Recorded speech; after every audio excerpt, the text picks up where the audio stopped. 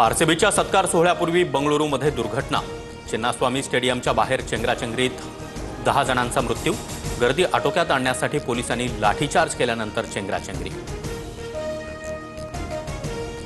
बंगळुरूमधील चेंगराचेंगरीमध्ये जखमी झालेल्या 30 चाहत्यांना उपचारासाठी रुग्णालयात हलवलं, तर मृतांचा आकडाही वाढण्याची भीती।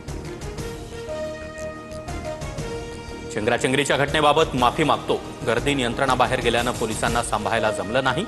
बंगळुरू आरसीबी चाहते मृत्यू प्रकरणी उपमुख्यमंत्री डी.के. शिवकुमार यांची दिलगिरी। भाजप प्रवेशाच्या चर्चा रंगत असतानाच नाशिकच्या सुधाकर बडगुजर यांची ठाकरेंच्या शिवसेनेमधून हकालपट्टी। नाराजी बोलण्याची शिक्षा हकालपट्टी असेल तर कारवाई मान्य, बडगुजर यांची प्रतिक्रिया। सांगलीतून उद्धव ठाकरेंना धक्का बसण्याची शक्यता। शिंदेंकडून ऑफर, मात्र अद्याप अंतिम निर्णय नाही। चंद्रहार पाटलांचा सूचक ट्विट। तर चंद्रहार पाटील सोमवारी शिवसेनेमध्ये पक्षप्रवेश करणार, शिरसाट यांचा दावा। 1 ऑक्टोबर 2026 ते 1 मार्च 2027 मध्ये 2 टप्प्यात जनगणनेसह जातनिहाय जनगणना होणार।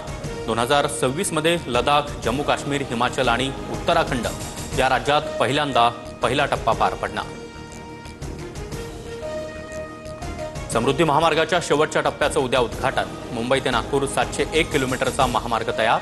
MSRDC व्यवस्थापकीय संचालक अनिल कुमार गायकवाड यांची माहिती।